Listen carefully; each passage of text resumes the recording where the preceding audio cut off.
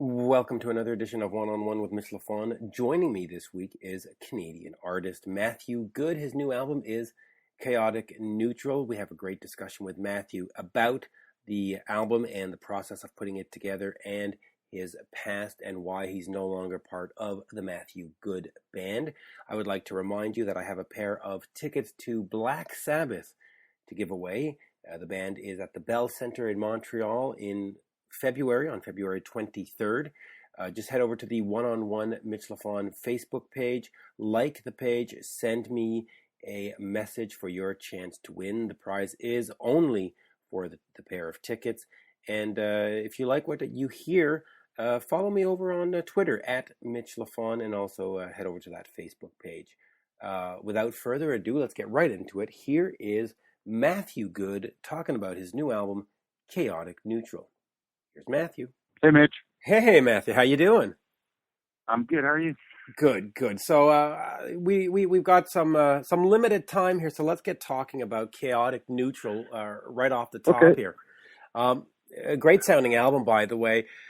Tell me a little bit about putting it together, because I know that you sort of went in for one session, decided to scrap that or start over, and before getting to this final version here. So tell me about the process and the whole thing. Well, originally I demoed, probably like 13 or 14 songs, and I don't think there was one that was under 9 minutes. And they were all based on movements, so there was no actual, like, what you would call a modern progression to them. Right. When one was in excess of 21 minutes, and just the economy of it, it would have taken me 6 months to actually record it properly in the studio. So I kind of eventually came to the realization that perhaps I was just I was beating a dead horse there. Right. So the only song that did survive was the last one I wrote for that session, which was Tiger by the Tail. And then from there, I just, I switched gears and, I wrote Los Alamos and Cold Water, and then just kind of went on and started delving into different things, which ended up kind of producing, a little bit of a schizophrenic result, I think, ultimately. But it's something I definitely would like to go back to, but it all depends on the amount of time I have to do it. Right, and it turned out nice. Now, you worked again with producer Warren Livesey. He's been with you for almost 20 years now. What does he bring to the table? Well, I mean, he's one of my best friends, first of all. He produced, Mind Bomb and, by the and Infected by the pretty much all of Midnight Oil stuff. He worked with Mark Hollis on his solo record in 2000, lots of stuff. But I don't know. Me and Warren are just, I don't know. It's like a family thing, right? Like it goes beyond just working with him musically. He's just, his family knows my family. It had a little, a part to play in him moving to Canada. So I don't know. Put it this way, his son was 13 when I met him, and on my last tour, he was my tour manager. Right. So, I trust him.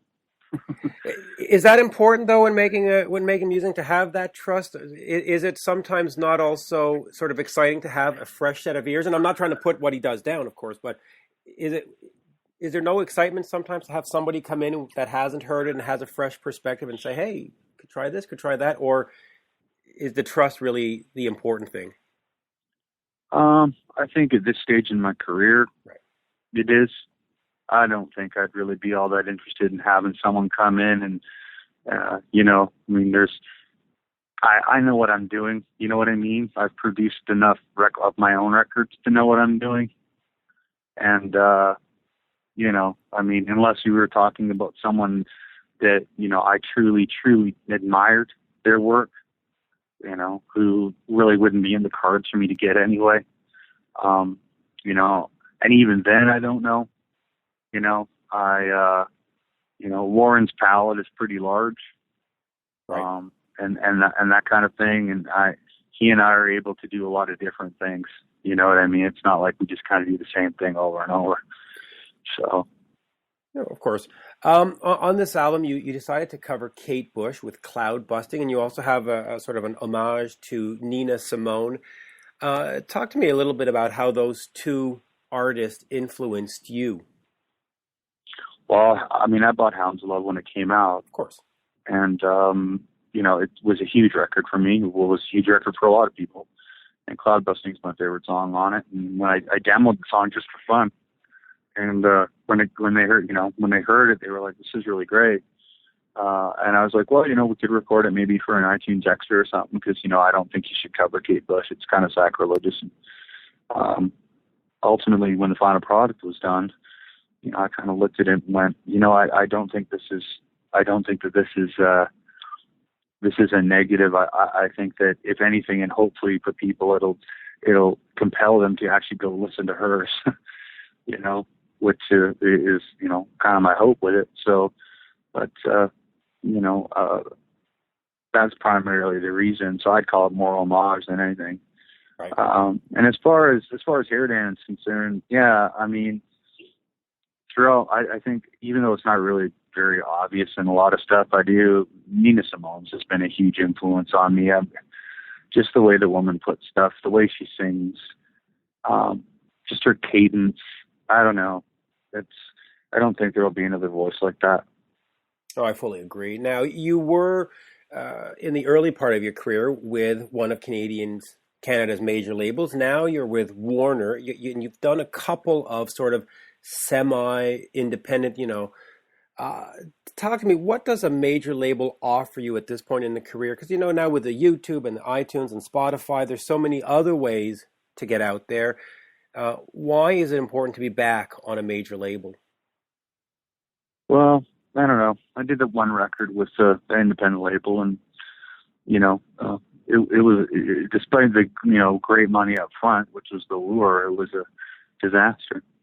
Of course. So I mean, so when I was at the studio, or the Hips studio in Bath, demoing, and I just Universal asked if I was interested in coming back, and I didn't want to go back to Universal. And I mentioned to my manager, Steve King's running Warner, and I'd worked with Steve when he was at Polygram, and I just said, I'll call Steve, and so I called Steve, and we just talked about family and stuff, and kind of told him what was going on. And he said, "Okay, well, let me give you a call back." He called Bernie, and he called me back, and he was just like, "All right, let's do this." Is it? And really, it started out like that. But to be honest with you, and as I've said in other interviews, I don't think I've worked with a better group of people. Oh, I agree. In 20 years.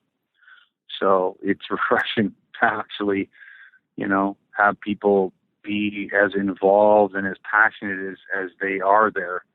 I wish it would have been the case, 15 years ago.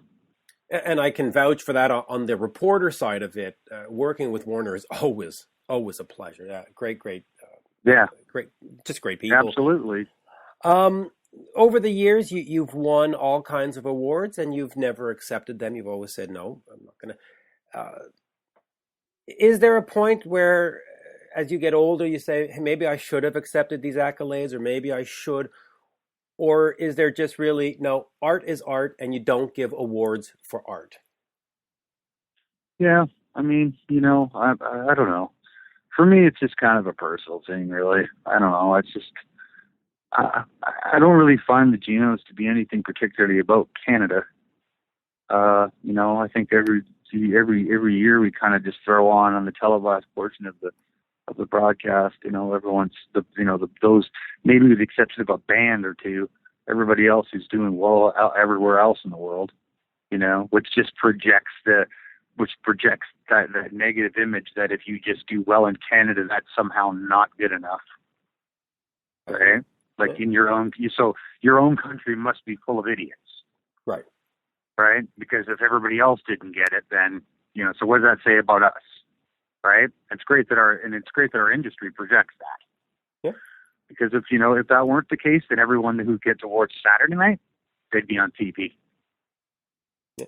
Very true. Let me ask you a little bit between brand and band. You were, of course, in the Matthew Good band, and it developed a great brand where people knew who that was and what to expect. Why go solo? Why not just change the players and keep the brand name and just be the Matthew Good band with 3 new guys, 4 new guys? Why split from that? I don't know. I don't know why I didn't think about it at the time. I think that most fans considered the band a band, right, and all the members a band. But it had your name. Of course, it had my name, but it's still, I mean, if you asked 90% of fans back in 1999 or 2000, they referred to it as MGB. So that being said, I don't know. I don't know. It's just it kind of was what it was. I think that if I would have just continued it on with the same name, it's like that it would have just, people would have looked at it kind of like, it's not.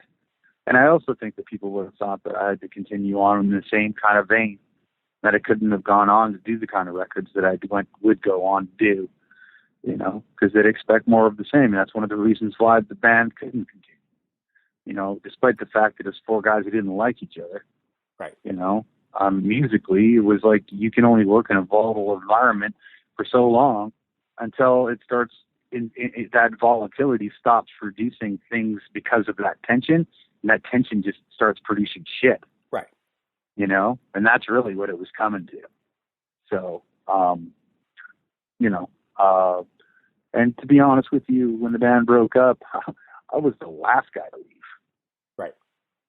I was the one on the phone for 6 hours with everybody going, we should tour this at least.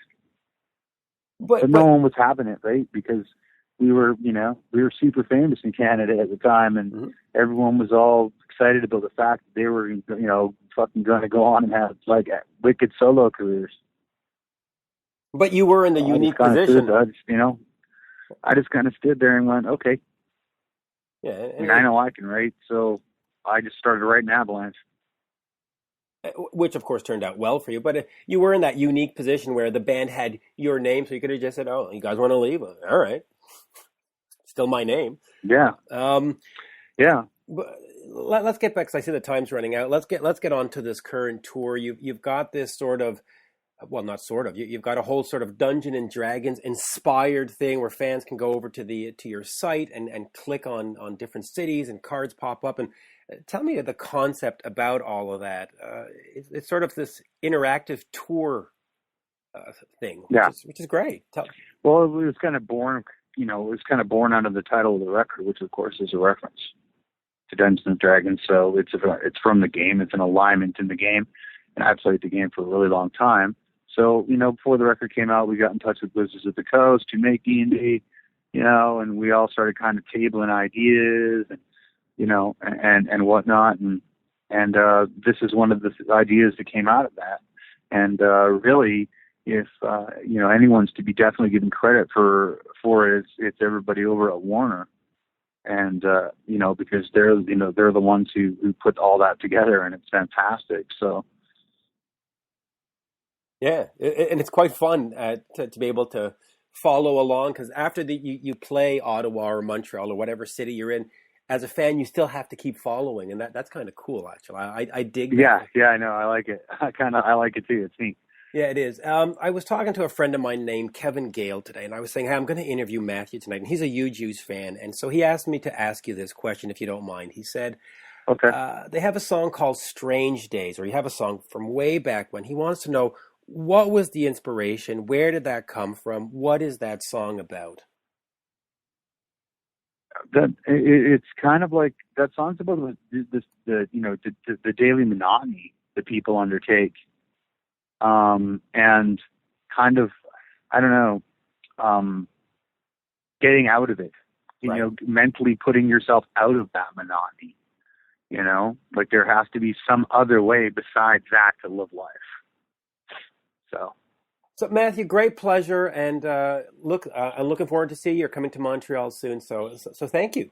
It was All right. Thank you. Absolutely. Thank you. Thank you, guys. Take care. Bye-bye now. And there you have it, folks. My interview with Canadian artist Matthew Good. The new album is Chaotic Neutral. Do take the time to check that out. Once again, thank you for listening.